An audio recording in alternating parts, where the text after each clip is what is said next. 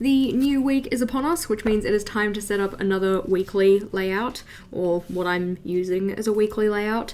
Effectively, what I've been having for the past couple of weeks is just a space for each day of the week, maybe a priorities list, maybe a space to put some meal plans in or something similar. So this one had 7 boxes and then the priorities. And then if we flip to the one before it, we had one larger box with a section for each day of the week, and then a couple of little spaces for priorities and meals. And the one before that was kind of similar, larger section, meals, priorities. I've been kind of enjoying having the individual boxes though, so I think that I'm going to go with that for the week coming. This is going to be the last weekly setup in September before we move into my October pages. And while all of the other weeks have been set up on the left-hand side of the spread, I'm actually going to set this one up on the right-hand side. So the boxes for each of those days will go here, and then the rest of the space that I have in September is just going to get dedicated to daily logs. In terms of spacing, I've got about 17.5 centimeters down, so if we take away 3 rows to put between the boxes, that is 16 centimeters. To split 4 ways is 4 centimeters per box. So we can lightly mark that in with a pencil so that we know roughly where things are going to go. And then we can start thinking about how I want to structure ththese boxes. I've been trying to make them each a little bit unique, look a little bit different to each other. So you can see we've got ones that are kind of taped into the journal, we've got ones with the torn edges, some that are on the kind of post-it note designs, ones that look like they've been pulled off a spiral notepad. So we're going to need a combination of those. To draw those in though, I've just been using my Tombow Fudenosuke. The nice part is that the style that I'm going with for this whole monthly setup is that kind of hand-drawn aesthetic, so it's okay if they don't look perfect. I'm going with 3 columns, so they need to be 5.5 centimeters across. 2, 3, 4, 5.5. Go. So we can draw that one down. Effectively, the square notebook allows for 5.5, then a 1 centimeter break, 5.5, 1 centimeter break, 5.5. And I've been finding that 3 columns is working fairly well for putting all of my different things in terms of events, or whether it be like tasks that I need to get done. It's usually enough space to write all of those in. Do the horizontal base of this one. And I think we're going to do this one as if it was on that notepad paper. So we just draw a dashed line at the top, and then we go and add in the extra details that actually make it look like it came from a notepad. Those extra details include doing some vertical lines coming off the ends of the horizontal ones. And then with all of those in, we just then connect the 2 that are next to each other with a small circle. Again, it's alright if they look a little messy because, in theory, this got pulled out of a notepad, so it's gonna inevitably be a little bit messy. So this is gonna be for Monday. After this we'll have Tuesday. And I think for Tuesday's one, we're gonna go with that kind of torn paper look. So we'll draw the top and the bottom, because I only ever tear it or make it look torn on 2 sides, and those sides are always the opposite sides to each other. I also like to turn the notebook for this because it just makes it a little easier. We're just putting in some kind of little triangular or little kind of scribbly cutout sections. And they're pretty sharp, not too wide, and they don't encroach too far into the box so that I still have ample amounts of writing space. And we need to make sure that they're not too uniformly placed either, so that then it doesn't look too formulaic. And then we just connect all of those with the vertical line. It's not hard to do, but it looks really visually effective. I just need to do the same thing on the other side, so flip the notebook around. I find that there is a certain direction that I work in a lot better, and that direction is towards myself when it comes to doing line work, rather than horizontally across the notebook. I find that a little bit more challenging. And it's alright if this side comes in a little bit further. I find that I usually don't take up the full space when I'm writing in events, so I effectively want to make it so that all of the ones on this side only come up to, and hopefully not over, that first column of dots, whereas the ones on this side, it's okay if they go over a little bit, because my events often aren't going to be written out so that they actually go all the way across. Hopefully that makes sense. In terms of the next one, here is where I'm going to put in one of those little yellow post-it note designs. So we just kind of curve the edge of this box towards one side and then do the same on the other side, trying to keep the curve fairly consistent. This one may have gotten away from me just a little bit, and then the top and the bottom are just straight across. At the moment it just looks like a kind of interestingly shaped box, but we can then go and use a Tombow to add some shadowing so that then it actually looks like it's kind of 3D-ish, like a kind of curving up or curling up post-it note. For this one here, we're gonna make it look like it's stuck in with some tape. So we'll do the diagonal pieces of tape, making sure that the ends of those go over where the side of the little box is gonna go. So by this I mean, if we draw on the side of the box here, you can see that that diagonal tape piece needs to go further out on both sides compared to where the border of the box is gonna go. You can just cap that off with a little kind of scribbly ripped edge. Maybe add some detail work on the internal part to make it look a little see-through. And I'm going to do that same thing in the bottom corner as well.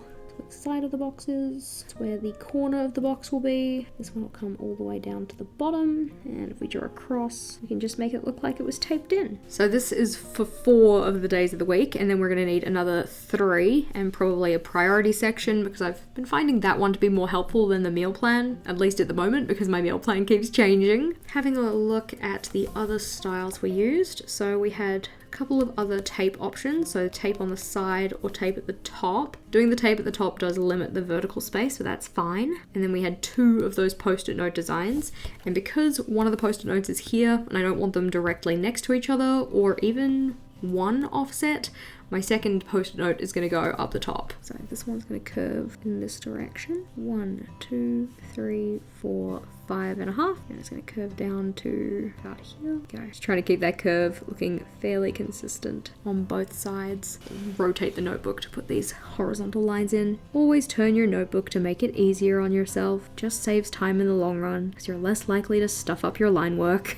I need to keep reminding myself of that. So for the other ones, I'm going to want another one of these, and I'm probably going to put that down the bottom. I'll put this guy here, and then I'll do another tape kind of version one over here. For this taped one, I'm going to do the tape on the sides, so we can draw this part and then those taped sections. I'm just using that ripped kind of edge look to it. Alrighty, over here, and then putting in those internal line pieces so that the tape actually looks kind of see-through. And what we'll end up doing is using the Tombow and just going over these tape pieces to make them look like they're actually kind of taped in, because oftentimes when you sellotape things in, there's a little bit of a change in the color of whatever you're taping in. So we're going to effectively use a light grey pen to mimic that effect when we come to doing some coloring in. And this one we decided was going to be like this piece here, but rather than having that edge at the top be the place where we've got that decorative part, we're going to put it on the side over here. So we'll have the vertical line here looking as is, and then the one over here is going to be that dashed line that we then go and add extra details to. Do I need to have all of these boxes be kind of, I don't know, decorative looking? No, not so much. It's not really a necessity for the planner, but it does bring a little bit of joy to using my layouts, and if I enjoy being in my planner, I am more likely to use my planner, funnily enough. I find that while the aesthetic elements aren't super necessary, they do help bring some kind of enthusiasm to my journaling process, and if I didn't have that, I wouldn't do it. Or at least I wouldn't be anywhere near as consistent, so I'd rather just do some decoration, make it a little bit fun to look at and to be in, and then get more use out of it because of that. Again, turn the notebook, keep trying to just draw the horizontal line in and then thinking better about it. Now, rather than drawing these in, you can of course just take other pieces of paper and just stick them in. You know, if you wanted to get a little piece of paper and like crumple it up and rip the edges a little bit and whatnot, but the general aesthetic, I suppose, that I'm going for in this is that hand-drawn look, is the kind of slightly cartoony style, like for instance with this kind of border that we've got going on all of my monthly pages. This adds to that kind of visual element. This last one here we're going to do in the same way that we did this guy. I'm going to again turn my notebook. So just doing the top and bottom lines first. And I've only just at this stage realized that I actually brought all of these ones over further than I meant to. It doesn't really matter. It's a little bit frustrating, but it's not the end of the world. So top and bottom, and then those little triangular cutouts or little kind of sketchy bits that make it look ripped. And putting those at interesting intervals, not super uniform ones, which is where my tendency usually ends up. And then we just draw in all of the vertical lines that go between them. And it looks like a little bit of sketchy ripped paper. This style of border in particular is one of my favorites to use in my journal because it has a lot of different kind of applications I guess you could say. So I've used it previously for things like a magic theme to make it look like old time kind of parchment and stuff you might find in like an old spell book. You can use it in a pirates type theme for like treasure map kind of thing, or I've used it in a nautical theme, again with the idea of maps. It's quite versatile and it's a good one to have in your arsenal. Now I would put out the header for my tasks list here so that then I knew how much space I needed to use, but my Monday task list is actually going to start down here so that we don't waste any space. So we will stick some tape down. This effectively is just going to be used to mask the page so I can go and put in a nice crisp box of color rather than freehanding it. I could freehand it, but then I wouldn't get these really nice, satisfying boxes to look at. It would end up being just like a little bit cattywampus. So just put the pen down here on top of this and it makes it nice and neat, which I like. Then we just have to pull that tape off and look, it's beautiful. So clean. Just to make sure that I don't accidentally put my tasks in the wrong place over here, we are gonna count 5.5. 1, 2, 3, 4, 5.5. So that would be where the task would start.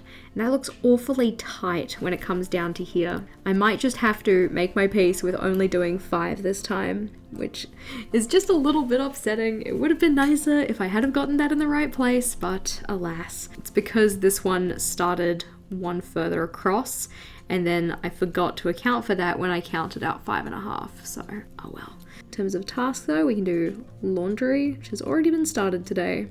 And we have wash, dry, and put away. We can also go and add in the header on here saying Monday, the 25th of September.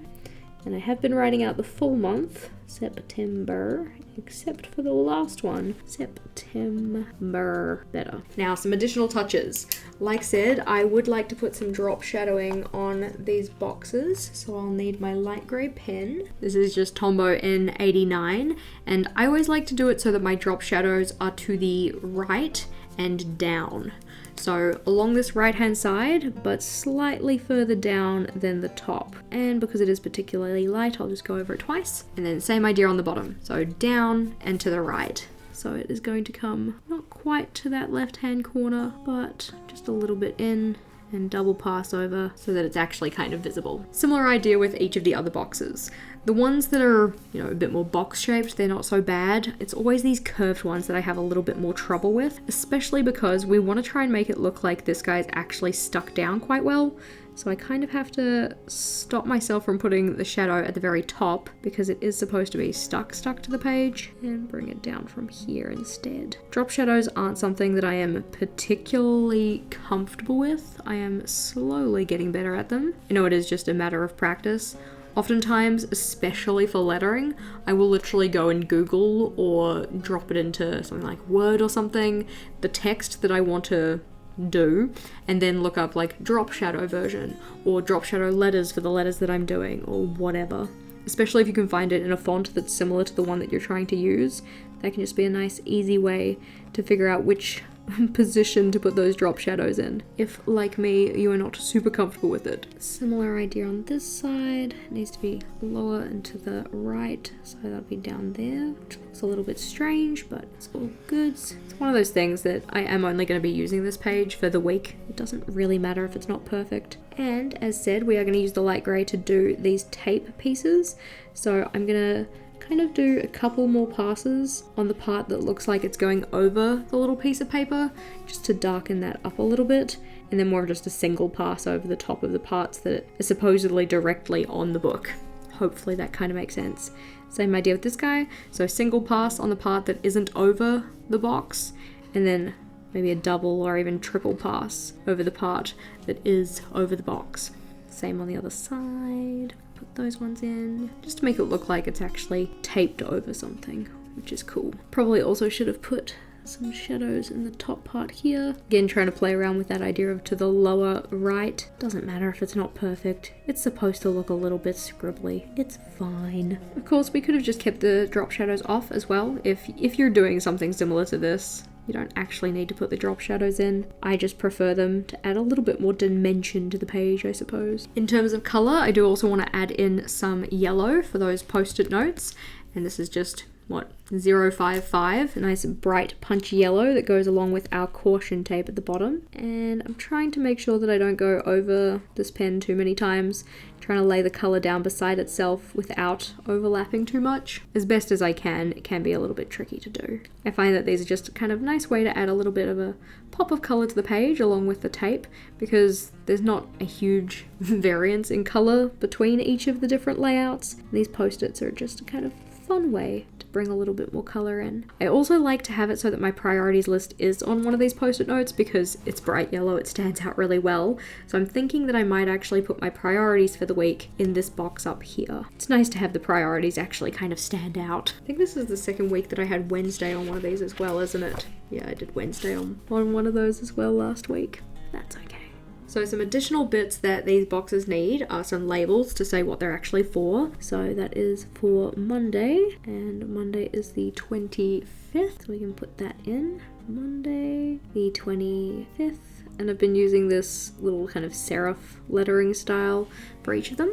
We've got Tuesday here, Wednesday, and Thursday. This one is for priorities. Friday, Saturday, and then Sunday, remembering that this is the 1st, not the 31st. Yes, I am just telling myself this rather than you specifically. I don't always do it so then it's Monday through to Thursday, Friday through to Sunday. Sometimes I'll do Monday, Tuesday, Wednesday, Thursday, Friday, etc. But this is the style that I'm going with at the moment, it seems. This is a plan with me, so it's good to add some plans. I'm just using my dot marker. We're going to add some dots in for the different happenings that I have on these days. So Tuesday has a happening, Wednesday has at least one happening, Friday has a happening, Saturday has a happening, as does Sunday. Actually, Sunday has 2, and Thursday has a happening. And I'm just jotting those in with my Papermate Inkjoy pen.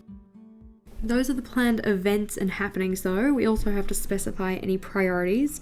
So in particular, that's things like finishing up the Bujo Basic series. We need to do goal planning, which we did start doing together in the live stream that we had yesterday. I need to populate my October pages, and I have some tasks to do for my memberships. If another priority comes up during the week, I can just jot it down there. It's quite a simple little weekly layout, and that's kind of why I like it. It's not too over scaffolded or anything. It doesn't usually take very long to set up as well.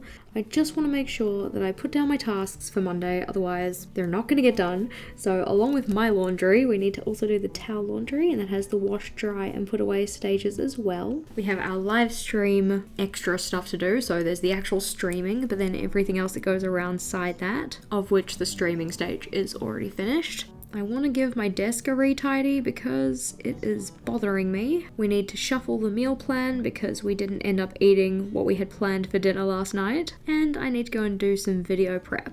While this weekly layout is a super simple one, we do of course have a full playlist of my previous weekly setups in the top left here. If you were looking for more weekly inspiration, then that one is worth checking out. So click or tap on that one and I'll see you over there.